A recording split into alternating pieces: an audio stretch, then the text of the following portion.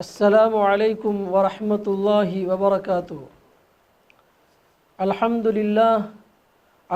لله رب العالمين، والصلاة والسلام على سيد الأنبياء والمرسلين وعلى آله وصحابه أجمعين. أما بعد، فقد قال الله سبحانه وتعالى في القرآن العظيم والفرقان المجيد: أعوذ بالله من الشيطان الرجيم، بسم الله الرحمن الرحيم. والذين لا يشهدون الزور وإذا مروا باللغو مروا كراما والذين إذا ذكروا بآيات ربهم لم يخروا عليها صما وعميانا والذين يقولون ربنا هب لنا من أزواجنا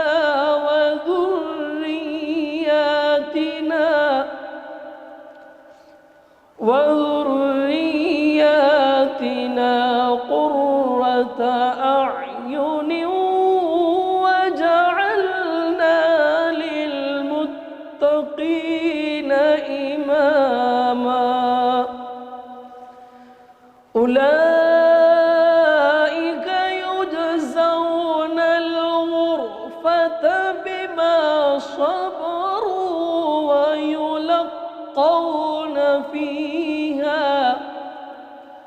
ويلقون فيها تحية وسلاما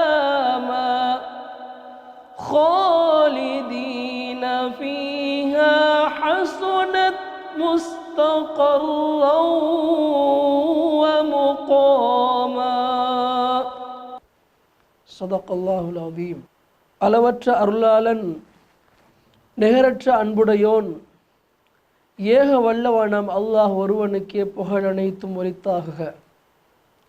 சலாத்தும் சலாமும் நமது உயிரினும் மேலான கண்மணி நாயகம் ஸல்லல்லாஹு அலைஹி வஸல்லம் அவர்கள் மீதும், அன்னாரை முழுமையாக பின்பற்றிய உத்தம சஹாபாக்கள், தாபியீன்கள், தபா தாபியீன்கள், நாதாக்கள், நல்லோர்கள், குறிப்பாக புனிதமான ரமதானில் இந்த காணொளியை கண்டுகளிக்கின்ற அனைவருக்கும் அல்லாஹுடைய அருளும் அன்பும் என்றென்றும் நிறைவாக உண்டாவதாக. ஆமீன். கண்ணியத்திற்கும் பெரும் மதிப்பிற்கும் உரிய அல்லாஹ்வின் நல்லடியார்களே, என தருமை சகோதரர்களே, நேற்றைய தினம் ரஹ்மானுடைய அடியார்களுடைய தன்மைகள் எப்படி இருக்கும், அந்த தன்மைகளில் இருந்து 8 தன்மைகளை பற்றி நாம் பார்த்தோம்.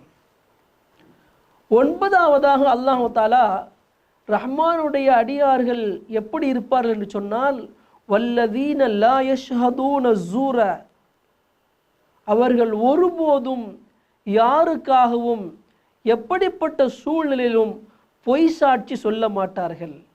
எவ்வளவுதான் அவர்களுக்கு வாரி வழங்கப்பட்டாலும் உண்மையான அடியார்கள் எக்காலத்திலும் பொய் சாட்சி சொல்ல மாட்டார்கள், நேர்மையாக நடந்து கொள்வார்கள். யாருடைய வாழ்க்கையும் பாழ்படுத்துவதற்கு அவர்கள் ஒருபோதும் துணிய மாட்டார்கள்.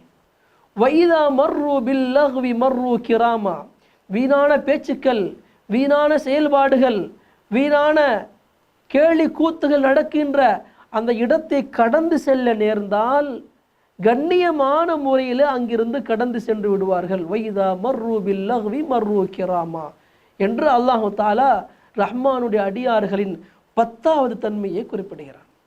மேலும் அல்லாஹ் தஆலா ரஹ்மானுடைய அடியார்களின் 11வது தன்மையை குறிப்பிடுகின்ற பொழுது, வைதா துக்கிரு பி ஆயாத்தி ரப்பிஹிம் லம் யഖிரு அலைஹா சும்ம வஉம்யானா, அவர்களுக்கு தங்களுடைய இறைவனின் வசனங்களை கொண்டு அல்லாஹ்வுடைய வல்லமைகளும் அவன் விதித்திருக்கின்ற சட்டதிட்டங்கள் நினைவூட்டப்பட்டால் செவிடர்களை போன்று ஒருபோதும் இருக்க மாட்டார்கள். லம் யஹிர்ரு அலைஹா சும்ம அம்யானா, குருடர்களை போன்றோ செவிடர்களை போன்றோ இருக்க மாட்டார்கள்.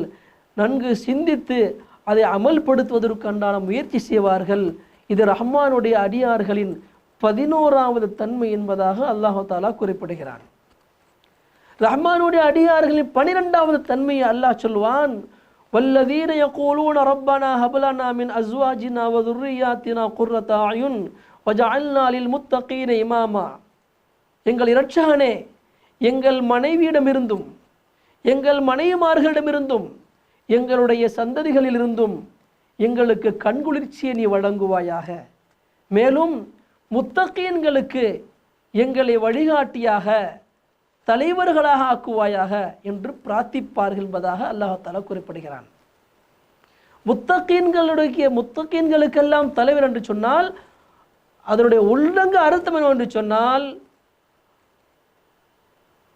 தக்வாவினுடைய உச்சகட்டத்தை உயர்ந்த ஸ்தானத்தை எங்களுக்கு நீ வழங்குவாயாக என்ற ஒரு ஆழமான அர்த்தம் தான் அங்கு பொதிந்து இருக்கிறது. அதாவது அல்லாஹ்வை எந்நேரம் அஞ்சு வாழ வேண்டும் என்ற அல்லாஹ்வுடைய அந்த கட்டளையை நிறைவேற்றும் விஷயத்திலே எங்களுக்கு அதிலே பரிபூர்ணத்தை தருவாயாக, முழுமையாக அஞ்சு வாழ்கின்ற மக்களாக எங்களை ஆக்குவாயாக என்பதாக துஆ செய்வார்கள். கண்ணியமிக்க அல்லாஹ்வின் நல்லடியார்களே, இப்படி அல்லாஹ் கூறிய இந்த 12 தன்மைகளை பெற்றவர்கள்தான் ரஹ்மானுடைய அடியார்கள். இபாதுர் ரஹ்மான் என்ற அந்த பட்டத்திற்கும் அந்த நற்பெயருக்கும் சொந்தக்காரர்கள் என்பதாக அல்லாஹ் தஆலா குறிப்பிடுகிறான். எப்பொழுது இவ்வளவு பெரிய உயர்ந்த ஸ்தானத்தை பெற்றிருக்கிறார்களோ அவர்களுக்கு கூலி வழங்குவதும் அல்லாஹ்வுடைய கடமை, அல்லாஹ்வுடைய பொறுப்பு. கண்ணியமிக்க அல்லாஹ்வின் நல்லடியார்களே, இந்த 12 தன்மைகளை ஒரு மனிதன் வாழ்க்கையில எடுத்து நடப்பது என்பது மிக சிரமமான காரியங்கள். இருப்பினும் அல்லாஹ் தஆலா அந்த காரியங்களை செய்வதற்கு ஒரு மனிதன் முற்பட்டால் அல்லாஹ் அதை அவனுக்கு லேசாக ஆக்கி வைப்பான். அதில் சிரமங்கள் இருக்கத்தான் செய்யும், இல்லாமல் இல்லை. இருந்தாலும் கூட அந்த சிரமங்களை எல்லாம் சகித்து முயற்சி செய்வதற்காக அல்லாஹ் கொடுக்கின்ற கூலி என்ன தெரியுமா? உலாயிக யுஸௌனல் குர்ஃபத பிமா ஸபரு. அல்லாஹ் சொல்றான், அவர்களுக்கு நாளை மறுமையிலே ஒரு மாளிகையை அல்லாஹ் வழங்குவான். உயர்ந்த சொர்க்கத்தில் ஒரு உயர்ந்த மாளிகையை வழங்குவான். காரணம் என்ன தெரியுமா? ஒரே ஒரு வார்த்தை அல்லாஹ் சொல்றான், பிமா ஸபரு. இந்த தன்மைகளை எல்லாம் எடுத்து நடக்கின்ற பொழுது ஏற்பட்ட சிரமங்களை சகித்து பொறுமை காத்தார்கள் அல்லவா, அவர்கள் அதற்காக வேண்டி நான் அவர்களுக்கு இந்த மாளிகை வழங்குகின்றேன். அந்த மாளிகையிலே எப்படிப்பட்ட கண்ணியங்கள் அவர்கள் வழங்கப்படும் தெரியுமா? அல்லாஹ் அடுத்து சொல்லுவான், வயலக்கௌன ஃபீஹா தஹிய்யத்தன் வ ஸலாமா. அந்த மாளிகையில் அவர்களுக்கு வாழ்த்து சொல்லப்படும், அவர்களுக்கு சலாம் சொல்லப்படும். நீங்கள் உலக வாழ்க்கையிலே நல்ல அமல்கள் செய்தீர்கள், உங்களுடைய அமல்கள் பொறுத்தால் அல்லாஹ் உங்களுக்கு இப்படிப்பட்ட பாக்கியத்தை வழங்கி இருக்கிறான், நீங்கள் சிறந்தவர்கள், அல்லாஹ்வுடைய அருள் உங்கள் மீது உண்டாகட்டும் என்பதாக அங்குள்ள மலக்குமார்கள் அவர்களை சந்திக்கின்ற மலக்குமார்களை வாழ்த்து கூறுவார்கள் என்பதாக அல்லாஹ் தஆலா குறிப்பிடுகிறார். அது மட்டுமல்ல, ஹாலிதீன ஃபீஹா ஹஸ்னத் முஸ்தகர்ரம் வ முகாமா. அவர்கள் அந்த சொர்க்கத்திலே அந்த மாளிகையிலே நிரந்தரமாக இருப்பார்கள். அவர்கள் தங்கும் இடங்களிலே இந்த இடம் எவ்வளவு அழகான இடம் என்பதாக அல்லாஹ் தஆலா அந்த இடத்தை பற்றி சொல்கிறாராம். ஆக சொர்க்கத்து மாளிகையை பற்றி பெருமானா என்ன சொல்லுவார்கள்? ஹதீஸில் பார்க்கின்ற பொழுது ஹதீஸில் எப்படி வருகின்றது? இன்னஃபில் ஜன்னத்தி குரஃபா, சொர்க்கத்திலே ஒரு மாளிகை இருக்கின்றது. இரா ஸாஹிருஹா மின் பாத்தினிஹா, அதனுடைய வெளி தோற்றத்தை உள்ளிருந்து பார்க்கலாம். வபாத்தினுஹா மின் ஸாஹிரிஹா, அதே போன்று அதனுடைய உள் தோற்றத்தை வெளியிலிருந்து பார்க்கலாம். ஃபகால அபு மூஸா அல் அஷ்அரி ரலியல்லாஹு அன்ஹு லிமன் ஹிய யா ரசூலல்லாஹ்.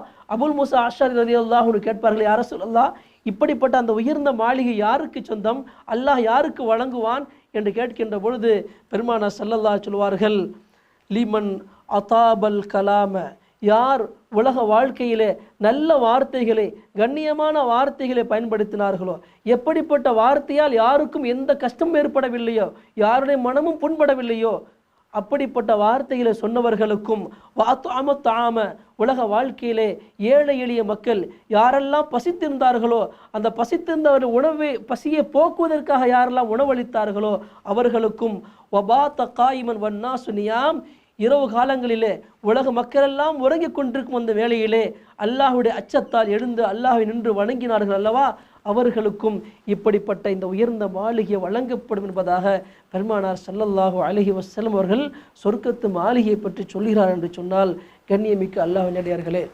புனிதமான இந்த ரமலானில் நாம் சஹருடைய நேரங்களில் அதிகமாக எழுகின்றோம்.